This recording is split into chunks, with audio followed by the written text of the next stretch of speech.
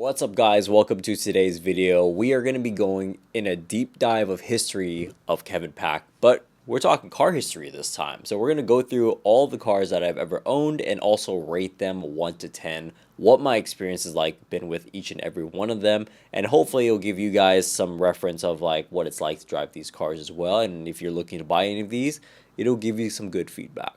So let's do it. First car I ever bought, this is when I was first making some decent money as a personal trainer, was this Honda S2000. This was a 2008 AP2. This car has really got me into the car game even deeper. If you guys know the history of this car was made as a manual transmission, so they didn't make any automatics at all. It was really a unique and fun experience having this car, having the top down, you know, going through the gears, and also just hearing the VTEC as well, just ripping that thing.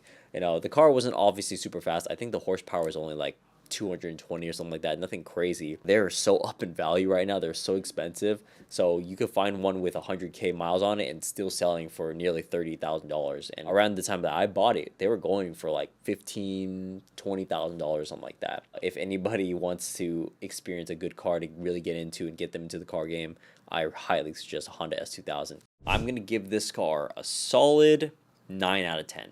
Damn near perfect car. If it had a little bit more speed on it, it'd be a fucking perfect car. I love this car. So I sold the S2000 for a Mazda 3. I needed a daily driver because I was commuting a lot, and the S2000 was kind of breaking down on me. I couldn't afford all the repairs and everything, so I was just like, okay, let me just sell it before I get more problems with it. My humble car, obviously nothing, you know, too crazy about it. It was a manual transmission. That's the only caveat to it that made it a little bit more fun. 4.5 out of 10. Okay, just I'm giving it points for what it is, a daily driver, obviously, but there's not really much nice things to say about this car. All right, now we're getting into the car. My first real nice car was this Tesla Model 3, and I bought this when I first started making really good money with my Amazon businesses, and I decided to treat myself. I would never get another electric car now, but the time that I got this and when it came out, it was so popular. Everyone loved that car. Everyone was impressed by the car. It was like kind of like the new luxury car at the time. Now they're kind of like fucking Hondas. Like you see them everywhere, especially if you're Orange County. They are like breeding electric cars, Teslas everywhere in every corner. The main thing about this car was it did have the speed, I'm not gonna lie to you, but it also, most importantly, had autopilot, which was so convenient. Like nowadays I drive supercars that I daily, and sometimes I wish I could just autopilot this shit, you know? Yeah, Teslas, you know, if you love microwaves, if you accept them for what they are, you take them for face value, you don't try to compare them to like fucking supercars or BMWs or anything like that, then you gotta love it for what it is. I'm gonna give this one an honest 7 out of 10. 7 out of 10. Like, again, accepting the car for what it is, what it's used for, daily driverness, autopilot, stuff like that. What my flaws that I see in the car was mostly the whole charging situation. Battery kind of degrades over time as well, and sometimes it gets a little glitchy sometimes. So, all right, now we're getting into the fun stuff. This is gonna be my first actual nice sports car. It is a 718 Spider. So 718 Spider is basically the GT4 but convertible version. So obviously I have a fetish for top-down cars. I love top-down cars, especially living out in California. Like when you have the opportunity and the sun is shining and it's not too hot, you get in your car, you're driving down, and it just feels good. I just love the feeling of driving a top-down car in California. I really encourage any of you guys who buy sports cars, drive top-down, put an exhaust in your car, and you'll love it. 718 Spider though, manual transmission. Again, I've been driving manual transmission cars for the longest time, like years and years. So this car, really fun, really fast, very smooth gearbox, very tight around corners, very light, sounded really good. I put a Fab Speed exhaust on that car. It's nice how small it is as well. It almost felt like it was like the adult version of the Honda S2000 because of how nimble it is, how light it is. Even weight distribution, damn near a perfect car. I don't think I would buy another one of these. I think I've already passed that chapter, but I appreciate and respect anyone who has this car. I give this car a solid 8 out of 10. 8 out of 10. Has the speed, great looking car. The only thing I don't like is how fucking annoying it is putting the top down. The top is manual, so you have to like open up the trunk and put it back in and unclip it, and it's just a whole mess. So I hate that part. Big body Benz, Mercedes G63 AMG G-Wagon, one of my favorite cars of all time. I don't care if you guys think it's overrated. Fuck that. It's a great car. Super comfortable, durable as hell, and honestly it looks badass. You know, like you're basically driving like a little truck, right? And it has all the luxury amenities you need. It has Apple CarPlay, which is a must. $500,000 supercars that don't have Apple CarPlay.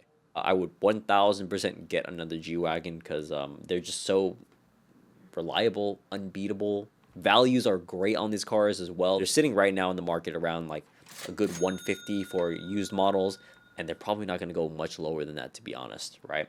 So G63, one of my favorite daily drives of all time. Highly recommend this car. I don't care what anybody says. I have a Rolls-Royce as well, so like I can compare it, but I love G63. I'm going to give this a 9.5 out of 10. The only reason why it's not perfect, even though I love this car, is because the back passenger seats are tiny as fuck. So there's no space back there. So other than that, as a driver though, I like it. I know the new ones are going to come out and have a touchscreen, so thankfully they're fixing it. But this generation is not a touchscreen, so fuck that. Now we're moving on to my first supercar ever. LP610 Lamborghini Huracan. This is a 2016. I missed this car. I'm not going to lie to you guys. I missed this car for this color because the green looks menacing with the black wheels. I'm not gonna lie, I keep looking back at this car. I'm like, damn, this shit looks good. The one thing that surprised me when I got into supercars like this Lamborghini Huracan was that it wasn't as hard to drive as I thought. I thought it would be like something super scary. There's so much power and everything, but honestly, you know, it's pretty chill. Like you're going between, you know, 0 and 60. It's really chill if you're just kind of just cruising, right? Obviously, if you step on it, you're gonna feel that power. I'm gonna give this car 8 out of 10 as well. Great car, reliable, fast. It's not as fast as you would imagine it to be. So you can get used to the speed very quickly. Technology on this is absolutely ass, by the way. All right, let's move on to the next special car that I ended up getting. So this car I added to the collection, didn't sell anything. 2019 GT3RS 991.2. Very special car. This was one of my dream Porsches of all time. I remember when I used to look at Porsches and look at 911s, I always used to say my dream color would be this Miami blue. When I saw it, I was like, incredible car. Super bulletproof. So one of my favorite things about these Porsches is that it's so easy to do launch control. All you gotta do is foot on the fucking brake, foot on the gas, let go of the brake, and then you're done. That's it. There's no extra buttons or any other bullshit. Like, you don't need any of that. So I love that about this car. It's so easy to use, so simple, a lot of fun, rear-wheel drive, sounds amazing as well. I will say this car is a little bit overrated because, you know, it's not one of the fastest. When you have like a Huracan and other stuff like that, it's not really one of the fastest cars out there. So you get a little bit tame to it, but you know, if you could appreciate it for a track car and, you know, the flat six and the sound that it makes, it could be a good car. Would I buy another one? I'm not too sure just yet. Also 8 out of 10. I would say loving the car for what it is. Good track car, very comfortable and daily usable. 100%. Great trunk space, has cup holders, etc. Has Apple CarPlay, which is amazing. So has all the looks as well. It's just not very fast. And other than that, I think it's a great car though. Now we're getting into some real serious stuff right here. All right. So this is when I added the McLaren 765 LT to my collection. This is one of these cars I love so much. Like, first off, looks amazing.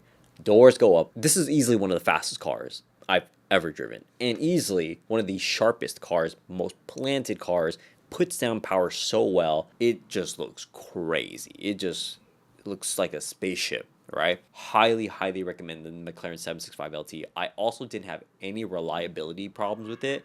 I usually tell people if you're gonna buy a McLaren, buy a 2020 or newer.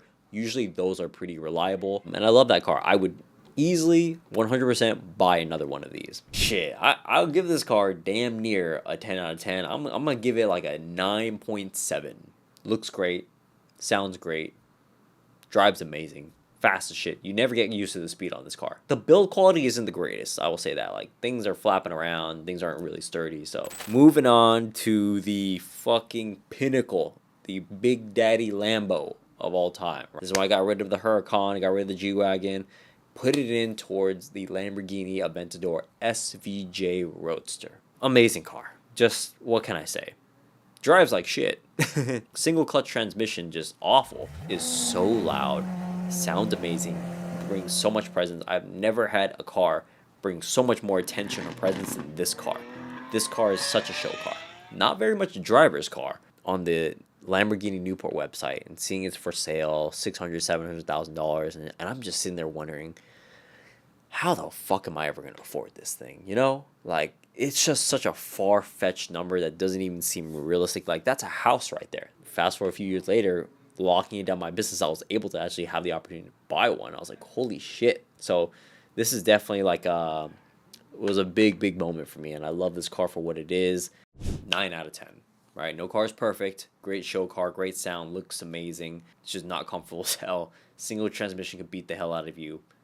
Overall, great looking car though. Then we move on. I needed a new daily, so I went up and I got myself a RollsRoyce Cullinan. Easily the most comfortable car you've ever driven in your entire life. When I got in this car, I understood why people love Rolls-Royce so much, because these fucking cars just glide over the road. They just glide. They're like ice skating. You don't feel nothing, no bumps, no nothing. It's nothing harsh. Like, I needed this car because I had the SVJ. Like, going from the SVJ, getting beat the fuck up in that car, and then going into the Rolls Royce, you're like, thank God. Like, holy shit, my body's forgiving me for this. Great daily driver. Overall, great car. It just depreciates like a motherfucker. So, if you like losing money, get one of these. I give this an 8 out of 10. Comfortability, great, but the fact that it just depreciates so much, I hate that. And then this is my latest car. This is my Ferrari SF90, right? It's a 2022, I believe. 1,000 horsepower car. This is the fastest car I've ever been in. Handles really well. Super comfortable too. They do everything right in this car. Looks amazing too, except for the sound. The thing is, it's a V8 hybrid. This is basically a microwave. It's basically a fucking Tesla, you know? So, it lacks soul. It does lack that soul, but other than that, man, it's a great driver's car. If you swap out an exhaust on it, it probably will fix that problem. 7.5, because there's not much of a daily use for it. There's no trunk space and doesn't have a soul, so that kind of sucks, but it's a fucking fast car. Very fast car, and it's sharp. So from that standpoint, it has its pros and cons, but 7.5. So yeah, that is all of my cars that I've bought in my history so far. There's definitely more to come. I still want to sell some more and then go try out other cars as well. The thing about me is I'm personally not ever tied to these cars. They're just toys to me, and toys don't have to stay with me forever. So I can sell them. I could sell all of them and then get something different. Like, it doesn't really matter to me like that. I buy them for the experience. Once I have the experience, I've had my fun with them, I'll let them go, especially for a good price as well. So I am also conscious about like market value as well, so I don't want to stay in cars too long if it's going to make me lose more money. I've had cars that I've made money on, and I've had cars where I lost money on, so I prefer to like make money or save money as much as I can and time the market properly when I feel like it's a good time to exit the car. If you guys please haven't already, like, comment, and subscribe. Stay tuned to see how the collection grows and gets updated and gets moved around, stuff like that. And other than that, hopefully you guys enjoyed this car history with your boy Kevin Pack. Thank you so much.